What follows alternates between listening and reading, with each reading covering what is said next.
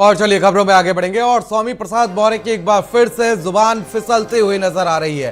Car सेवकों पर स्वामी प्रसाद मौर्य का विवादित बयान सामने आया है। कार सेवकों पर गोली चलवाने को सही बताया है। ये बड़ी अपडेट इस वक्त की, जहां पर एक बार फिर से स्वामी प्रसाद मौर्य की जुबान फिसलती हुई नजर आ रही है। कार सेवकों पर स्वामी प्रसाद मौर्य का विवादित बयान सामने आया है। उन्होंने कार सेवकों पर गोली चलवाने को सही बताया है। ये बड़ी अपडेट इस वक्त की, आपको बता दें कि स्वामी प्रसाद मौर्य की एक बार फिर से जुबान फिसलती हुई नजर आ रही है और कार सेवकों पर स्वामी प्रसाद मौर्य का विवादित बयान सामने आया है और उन्होंने इस जो घटना हुई थी उसको सही ठहराया है। कार सेवकों पर गोली चलवाना बिल्कुल सही है, ये स्वामी प्रसाद मौर्य ने कहा है।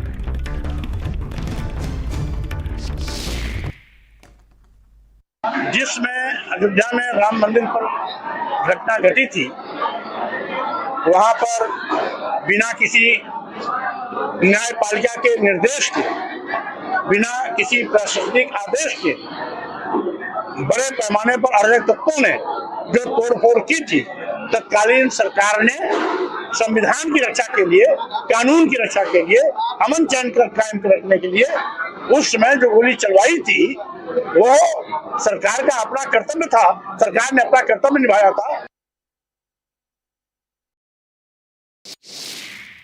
जिसमें अयोध्या में राम मंदिर पर घटना घटी थी, वहां पर बिना किसी न्यायपालिका के निर्देश के, बिना किसी प्रशासनिक आदेश के बड़े पैमाने पर अराजक तत्वों ने जो तोड़फोड़ की थी, तत्कालीन सरकार ने संविधान की रक्षा के लिए, कानून की रक्षा के लिए, अमन चैन कायम रखने के लिए उस समय जो गोली चलवाई थी वो सरकार का अपना कर्तव्य था। सरकार ने अपना कर्तव्य निभाया था। जिसमें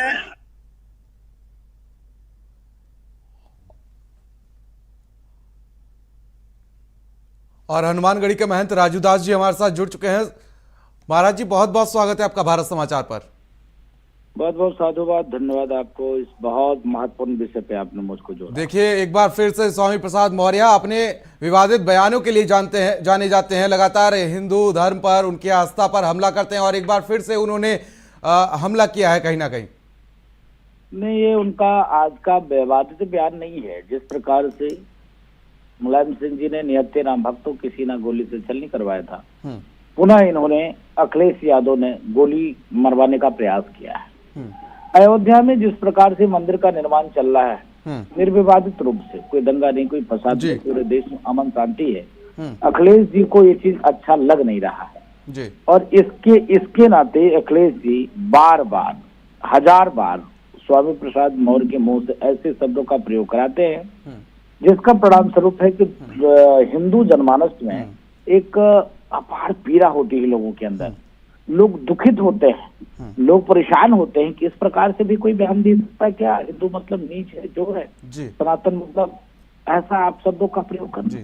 तो आज कह देना कि सही कार्य किया है तत्कालीन सरकार ने। मेरा उनसे सवाल है कि जहां पर गोली चली थी और राम जन्मभूमि से 1.5 kilometre, 1 kilometre, 2 kilometre, 2.5 kilometre, 3 kilometre इतनी की दूरियां थी और उन लोगों को गोली लगी थी जिनके हाथ में न तो लाठी था, ना डंडा था, ना पत्थर था। तो कौन सा राजधर्म है भाई? यही राजधर्म है क्या? मैं लखनऊ में कोई विवाद हुआ, अयोध्या में आप गोली मार दो हमको, क्या यही राजधर्म है क्या आपका? जी। ये तो उचित नहीं है, न्याय उचित नहीं है। ये शुद्ध रूप से ये लोग अभी भी चाहते हैं कि देश में दंगे हों।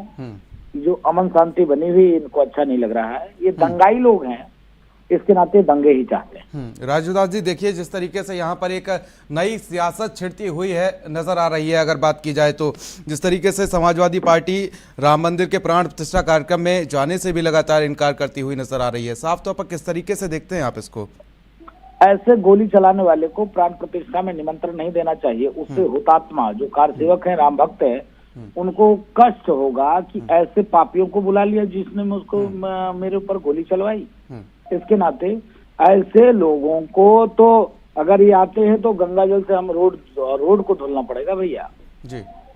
हाँ, और बार बार, अरे चलिए एक बार कोई चीज हो गया, किसी ने गलती के लिए माफी मांग लिया, लेकिन उससे कोई उत्सव बनाता है। अभी देखिए स्वामी प्रसाद मौर्य समाजवादी पार्टी के वरिष्ठ नेता है और मंच दोनों लोग साझा करते हैं, अखिलेश जी और स्वामी प्रसाद मौर्य।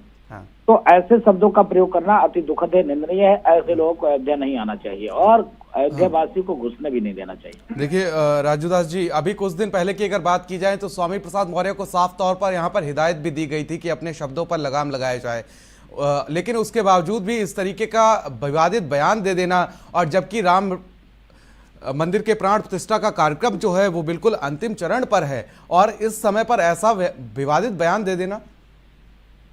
ये विवादित बयान नहीं है, ये शुद्ध रूप से हिंदुओं को गोली मारने का पुनः आदेश है। आप समझो, अगर बयान होता तो बयान की भी मर्यादा होती है जी। हम लोग मर्यादा पूर्वक इनको बोल रहे हैं। अभी अब मर्यादित भाषा में अगर अभी इनको कुछ कहें, चाहे समाजवादी पार्टी को कुछ कहें, तो पूरे प्रदेश में ये पुतला फूकने लग जाते हैं, राजूदास का विरोध प्रदर्शन शुरू कर देते हैं। जबकि अमर्यादित हम कुछ नहीं कहते, मर्यादा में ही सिर्फ यही बात कहते हैं कि इससे हिंदुओं की आत्मा में दुख पैदा होता है, एक अशांति पैदा होता है। आप कोई मल्टी नेशनल कंपनी नहीं चला रहे हो, आप एक राजनीतिक दल हो, राष्ट्रीय पार्टी हो, और इस प्रकार से आपकी भाव और भाषा अच्छी बात नहीं है। और ऐसे भाव भाषा जिससे लोगों की आत्मा दुखित हो, आत्मा रोए, ऐसा शब्द का प्रयोग भी नहीं करना चाहिए, लेकिन ऐसे ही शब्द का बार बार प्रयोग करते हैं। तो ये शुद्ध रूप से अखिलेश यादव के परिश्रम में ऐसे कार्य, ऐसे काम स्वामी प्रसाद मौर्य जी कर रहे हैं और कुछ भी नहीं। राजूदास जी, देखिए जिस तरीके से बात की जाए तो लगातार समाजवादी पार्टी टारगेट पर रही है विपक्ष के, कि अगर जिस तरीके से कार सेवकों को लेकर गोलियां चलवाने का जो आरोप लगा है मुलायम सिंह की सरकार पर, और उसके बाद अगर देखा जाए तो अब जब राम मंदिर की प्राण प्रतिष्ठा का कार्यक्रम अंतिम चरण पर है, स्वामी प्रसाद मौर्य को क्या टूल किट के तौर पर यूज किया जा रहा है? मेरे टूल किट हो ही नहीं सकते। जो व्यक्ति बसपा सरकार में वरिष्ठ मंत्री रहा है, जो व्यक्ति बीजेपी सरकार में वरिष्ठ मंत्री रहा है, जो व्यक्ति समाजवादी पार्टी का गद्दावर नेता हो, वो टूल किट कैसे हो सकता है? ये प्रायोजित बौद्धिक आतंकवादी के रूप में ये लोग काम कर रहे हैं। शुद्ध रूप से आतंकवादी हैं और कुछ नहीं, और समाजवादी पार्टी के आतंकवादी हैं। समाजवादी पार्टी। चलिए, बहुत बहुत शुक्रिया हमसे जुड़ने के लिए राजूदास जी आपका।